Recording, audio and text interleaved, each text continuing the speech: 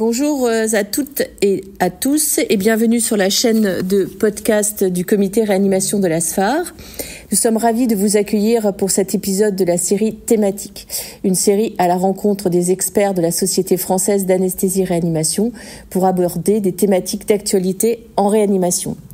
J'ai le plaisir d'accueillir le professeur Anne-Claire Lukasiewicz, qui est anesthésiste réanimateur aux Hospices civils de Lyon et qui va nous parler des marqueurs de l'inflammation en réanimation.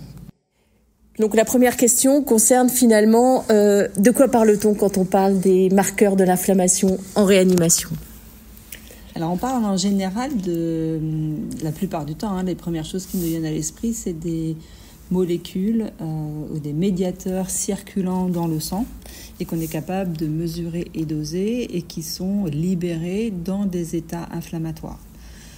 On peut aussi parler de molécules qui sont sur les cellules circulantes. On peut aussi parler de biomarqueurs de l'inflammation qui sont plutôt des biomarqueurs génomiques, donc c'est-à-dire à partir de matériel d'ARN de ces cellules circulantes.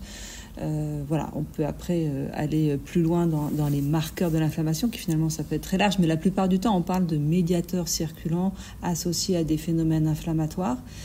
Ce sont soit lors de phénomènes inflammatoires associés à une infection, donc en réponse à des agents bactériens, viraux, des champignons, et on a une réponse inflammatoire et il y a des médiateurs de l'inflammation qui sont circulants, mais ça peut être aussi dans des phénomènes inflammatoires associés à des lésions tissulaires. Ça peut être de la chirurgie, ça peut être de l'ischémie-reperfusion, du trauma, de la brûlure, et là ce sont des fois soit des molécules de stress cellulaire qui sont libérées dans la circulation, soit des cellules qui sont lésées, des tissus qui sont lésés, qui libèrent des composants de ces de cellules et qui circulent là aussi dans la circulation. On appelle ça les DAMS, les Damage Associated Molecular Pattern.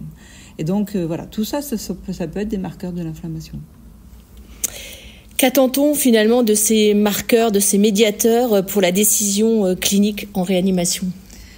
Alors, en général, on a plein d'autres façons de savoir que le patient est inflammatoire. Parce que cliniquement, on est capable de le mesurer, on n'a pas besoin d'autre chose. Il y a quand même quelques fois où finalement, cliniquement, on est limité pour aller plus loin dans le diagnostic. On voit bien que le patient est inflammatoire, il a de la fièvre, il a des globules blancs augmentés, mais on ne sait pas très bien d'où ça vient. Et donc, notre sens clinique a ses limites à ce moment-là et on aimerait bien être aidé par d'autres marqueurs. Et c'est là où probablement on se pose la question, est-ce que c'est une inflammation associée à une infection ou est-ce que je suis dans un contexte plutôt inflammatoire de type ischémie-reperfusion, traumato, le post-op de chirurgie par exemple. Est-ce que l'inflammation que je mesure, elle est juste liée à la chirurgie ou est-ce que ma chirurgie, le patient chirurgical est en train de se compliquer avec une infection post-opératoire par exemple. On aimerait bien avoir un marqueur qui nous dise « Ah non, là c'est une infection ». Ça peut être le premier, c'est souvent ce qu'on demande, c'est ce qu'on demande le plus souvent. Après, il y a d'autres stratégies.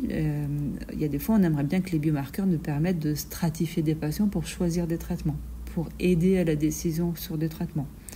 Et puis, on aimerait bien aussi des fois savoir un peu où on en est dans la réponse au traitement qu'on met en place. Et là aussi, on aimerait bien savoir si l'inflammation diminue. Et on aimerait bien avoir des marqueurs de l'inflammation qui sont capables de nous dire oui, là, ça va mieux. Et l'inflammation diminue. Encore une fois, surtout quand notre sens clinique est limité. Quand la fièvre disparaît, on sait que l'inflammation diminue. Mais il y a des fois où le patient en réanimation est complexe et on aimerait bien avoir des marqueurs qui nous aident à nous aiguiller un petit peu dans la complexité. Quels marqueurs ont un intérêt démontré dans le contexte de la réanimation ? Alors sur le premier item que j'ai proposé, qui était le diagnostic de l'infection, que ce soit même aux urgences ou que ce soit en réanimation, c'est encore plus complexe en réanimation parce que les patients sont plus complexes, il n'y en a pas vraiment. Et c'est là où, pourtant, c'est beaucoup cherché. Il y a une grosse littérature là-dessus. Il y a vraiment beaucoup de moyens qui ont été mis là-dessus. Et on n'a pas vraiment de bons marqueurs qui soient capables de nous dire « là, c'est sûr, c'est une infection ». Donc, probablement qu'il faut utiliser les biomarqueurs qui sont à notre disposition, ces marqueurs de l'inflammation. Donc, ça peut être une simple CRP, ça peut être La procalcitonine, si vraiment on avait en routine l'IL6 serait intéressante par exemple, mais ce qui est moins facile à avoir en routine, il y a d'autres marqueurs de l'inflammation qu'on pourrait regarder. On aimerait bien, oui, qu'ils nous disent là c'est une infection, c'est sûr, et en fait ça, on l'a pas.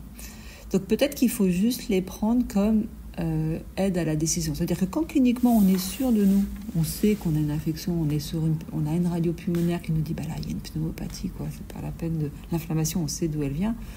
Là on n'a pas besoin de biomarqueurs pour nous aider. Donc il faut peut-être les prendre comme des aides à la décision, c'est-à-dire avec d'autres critères cliniques ou radiologiques pour nous aider à nous orienter. Et là, peut-être qu'il serait utile, sauf qu'on n'a pas les études qui nous le prouvent. On n'a pas ces études qui sont montées tellement en nous disant si vous prenez ce biomarqueur en plus, vous prendrez une décision différente que si vous ne l'aviez pas dans cette situation complexe. Donc, je ne peux pas trop répondre à la question. Ça dépend un peu de notre anxiété et de nos moyens, parce que les biomarqueurs ou les marqueurs d'inflammation, les biomarqueurs sont chers quand même. Ce qui est sûr, c'est qu'on peut pas les prendre tout seuls, en fait. Ils sont dans une, à la fois sur la clinique et sur d'autres éléments. Ça peut pas être pris tout seul. Exactement. C'est un peu comme une approche multimodale. Et là, on peut assumer qu'ils sont imparfaits. Parce que ce qu'on leur demande, c'est de nous laisser prendre une bonne décision. Mais on n'a pas vraiment d'études qui nous prouvent que c'est vrai. Alors, les médiateurs peuvent être des cibles thérapeutiques ? Oui, certains. Donc ça a été fait il y a quelques années dans le sepsis, le choc septique. Il y avait des marqueurs de l'inflammation comme l'IL6, l'IL1 qui ont été vraiment des cibles de traitement. Malheureusement, ça n'a pas été concluant dans ces études qui étaient des études multicentriques, randomisées, très bien faites. Et ça n'a pas été concluant probablement parce qu'on a mis toutes sortes de patients dedans. Il y a probablement, et ça des analyses secondaires nous disent maintenant, quand on a repris ces études un peu anciennes, puisque c'est la fin du siècle dernier, que il y a des sous-catégories de patients qui ont un profil clinique un peu différent. Donc il y a une étude qui dit par exemple les patients qui sont très graves avec des dysfonctions hépatiques importantes ou des dysfonctions de la coagulation, qui ne sont pas la plupart des patients en choc septique, heureusement. Ceux-là, peut-être qu'avec un anti-IL1RA, un IL1RA, donc un IL1 antagoniste récepteur, il y aurait un bénéfice peut-être pour cette petite catégorie de patients, mais ils étaient noyés parmi les autres et on n'a pas vu le signal. Donc ça, c'est un exemple, par exemple. Ça a été un peu pareil sur l'IL6. En réanalysant les données, si on prenait vraiment les patients qui avaient de l'IL6 élevé, avoir un anti-IL6, ça devient intéressant. Mais là aussi, les études sont encore à faire parce qu'on n'a pas des études qui ont bien classé les patients, bien sélectionné les patients, parce que c'est des études qui sont dures, il y a peu de patients, c'est des études longues qui coûtent cher, donc c'est pas si accessible à faire. Au moment du Covid, on n'avait pas eu envie d'utiliser un peu les anti-IL6 ? Ça n'avait pas été... ça a été proposé, ça a été utilisé, mais là aussi, il fallait que ce soit chez les patients les plus graves, mais en même temps, ceux qui étaient déjà très graves, c'était trop tard.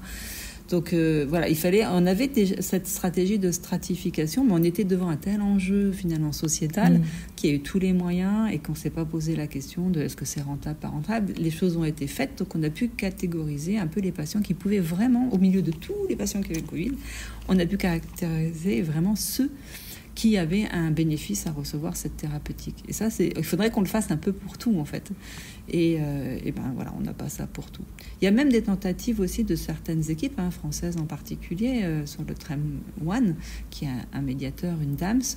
Il y a des équipes qui cherchent à bloquer ces médiateurs spécifiquement. Mais il y a encore beaucoup de chemin à faire pour avoir des résultats probants pour la pratique clinique. Il y a une quinzaine d'années, la procalcitonine, ça paraissait être le marqueur extraordinaire de l'infection, de l'inflammation liée à l'infection. On a l'impression qu'on en est un peu revenu. Oui, alors elle survit quand même un petit peu. Oui, au début, on a vraiment cru que c'était le marqueur qui allait nous dire, là, c'est bactérien. En fait, c'était testé dans des populations qui étaient un peu spécifiques, en particulier pas chirurgicales, par exemple, où là, elle n'arrive pas, en fait, même sur l'infection post-opératoire, elle n'arrive pas à aider le clinicien pour faire le diagnostic d'infection post-opératoire. En ce moment, sa position à la procalcitonine, c'est dans la surveillance des traitements, pour l'arrêt du traitement. Donc ça a un intérêt d'arrêter les traitements précocement et il y a des études récentes qui montrent que effectivement arrêter les antibiotiques précocement, ça a probablement un impact sur le devenir des patients, sur l'écologie du patient, etc. Donc c'est pas du tout anodin. La seule chose, c'est que le jour où on aura compris qu'il ne faut plus faire 7 jours d'antibiotiques, mais 5, on n'aura plus peut-être besoin de faire la procalcitonine.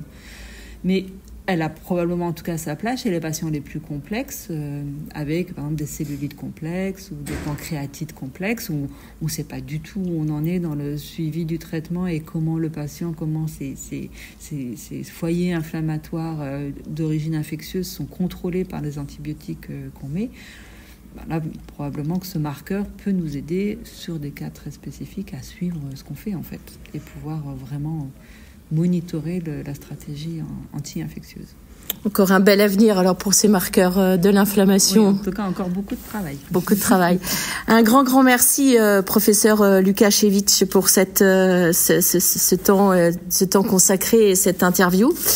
J'en profite pour remercier tous nos auditeurs et puis de ne pas hésiter à vous abonner à notre podcast AirPod de la SFAR, disponible sur toutes les plateformes de podcast, et à très bientôt pour de nouvelles interviews.